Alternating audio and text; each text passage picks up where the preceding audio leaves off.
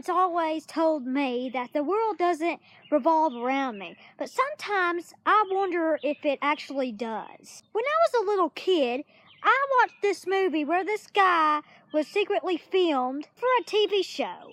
This man has been famous all around the world and he doesn't even know it. Well, ever since I saw the movie, I figured the same thing is probably happening to me. Well, at first I was annoyed my life being broadcast without my permission. But then I realized that if millions of people tuning in the world to see how I'm doing, that's actually kind of cool. Well, sometimes I think my life is too boring to be in its own TV show. So I try to do something entertaining every now and then to give the audience a little chuckle.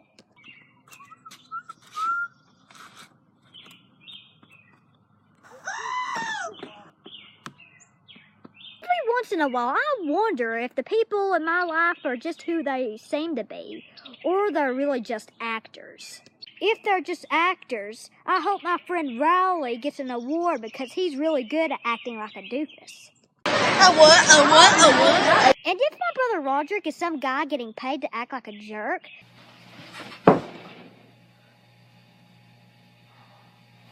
then my life is just a whole new light. Well, who knows? He might be a nice guy in real life, and one day we might be good friends. When my little sister came along, I figured they were trying to replace the star of the show with a fresh new face. Dad, can you help me with my project? No.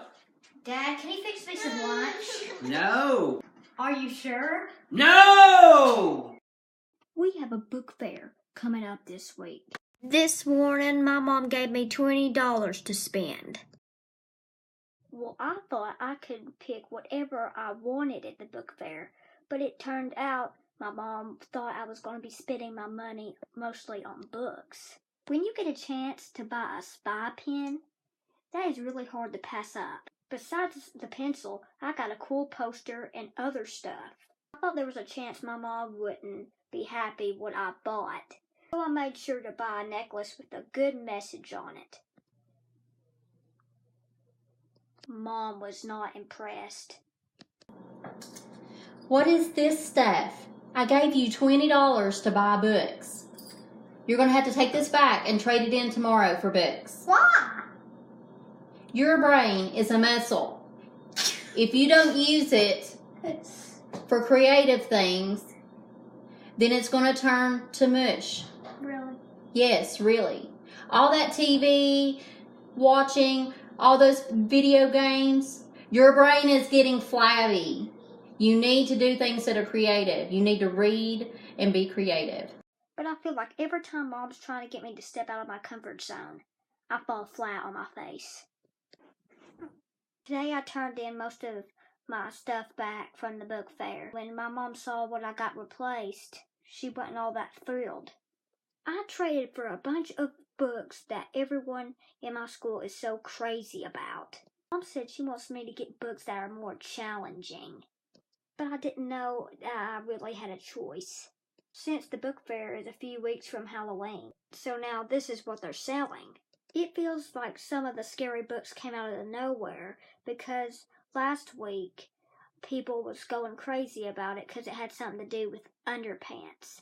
In fact, I saw a kid walking down the hall with an underpants book and someone gave him an atomic wedgie. And that is what happened to me. Let me tell you this.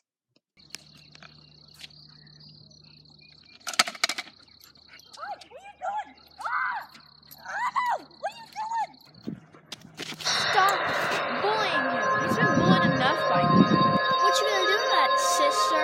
I'm about to slap that grin off your face and stop that like an overgrown 2-year-old. You wanna go? Yeah, I want to go.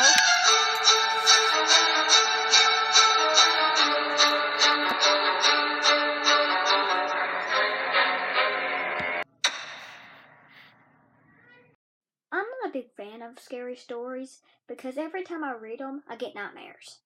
But Riley's more of a chicken than I am because all the books he picked out was from the junior series, and they're for like kindergartners. Now Mom insists to have to cut off the video games, so I tried to play with my pet. Well, the problem is, my pet's a pig. I personally think it should live in a pen, a shed, or anywhere else. But he lives in the house with us. I know that he's been using the same bathtub as me. I'm 99% sure he's been using my toothbrush. Lately, I've been thinking there has to be a way for the two of us to team up. I've heard a pig scent can smell 2,000 times better than humans. That talent could really be in handy. My mom always buys the candy for the trick-or-treaters a few weeks early. And when she gets it, she hides it where none of us can get it. I've turned the house upside down trying to look for it, but no luck. This time of year, it's torture for a kid that has all them candy commercials on TV all the time. Every time you walk into a grocery store, it's like it's messing with you. Mom says I can't have Halloween candy until Halloween night, and I think that's just cruel. When I came home from school one day, I found the pig stumbling around like it's drunk or something. He had found candy. At first I was mad, but then I started to get kind of worried because the pig didn't look so good. Roderick, get up. Roderick, get up. My pet's sick. Something wrong with it. You need to get up into the bed. Get up. What are you doing? Get up. Get up. Go. We need to go to the vet. Halfway to the vet, the pig started to make weird sounds. I told Roderick to pull over, but it was too late. The pig had been sick.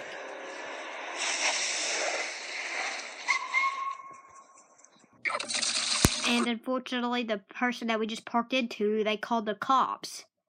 But I don't want to tell the whole story. But I will tell you this, though. My mom found out, and she said she was disappointed in me. The last time Mom was disappointed in me was in the 4th grade. And, of course, my mom used to pack me lunch every morning. And I'd always eat a sandwich or a snack. But I tossed the fruit that she put in there away. And then my mom found out that I wasn't even eating fruit. One day, she packed an apple in there. She made me promise her that I'd have to bring the core back every single day to prove I've eaten it. And she said if I didn't, she wouldn't pack a snack for me. At lunch, I forgot my promise, and I threw it away like usual. And when I got home, she asked where my apple was. I probably should have gone clean, but I told her a lie. I told her on the way to school this morning that a bully grabbed and stole my apple.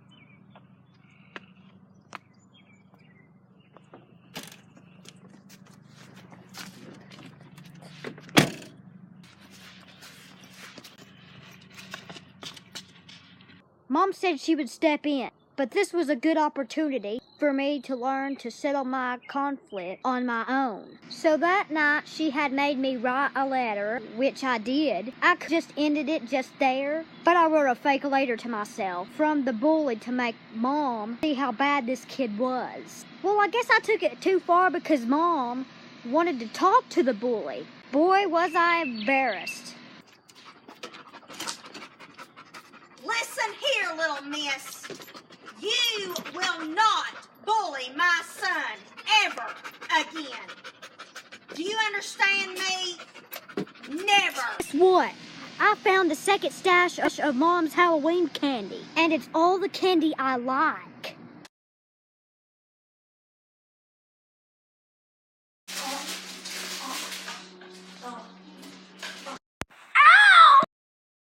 Mom keeps wanting me to be creative and successful. People love to be scared. And if you're good at it, you can make a fortune. And it can't be that hard either. I heard this college kid that made a horror movie, and they spent over $100 filming it. They sold their movie to a big studio, and now they're millionaires. I don't even need money to do it. All I need is a couple of bags of gummy worms and Mom and Dad's old camcorder. When my movie wins the best picture, I like to thank the people that helped me along the way. The person that would be the biggest thanks is Mom. And she's the one who says that I need to use my imagination for something creative. So when I'm a famous director, I bet she'll be proud. My idea is to make a film that a man eats worms to terrorize the town. I told Raleigh, but it just makes him nervous. He wanted to switch out the worms for something less scary, like butterflies. I told him nobody's gonna pay money to see a movie like that. I started to get busy on my script. I figured out a good way to start the movie. Would be a married couple having an ordinary day before the worms start attacking. It is called Night of the Night Crawlers. I'm home. I hope you don't mind if I don't turn around. I'm busy doing the dishes. Well, fine, I'm gonna go take a shower. Good. You stink. Man, this is gonna feel great. My wife was right. I really stink. Hey, this isn't water, this is worms.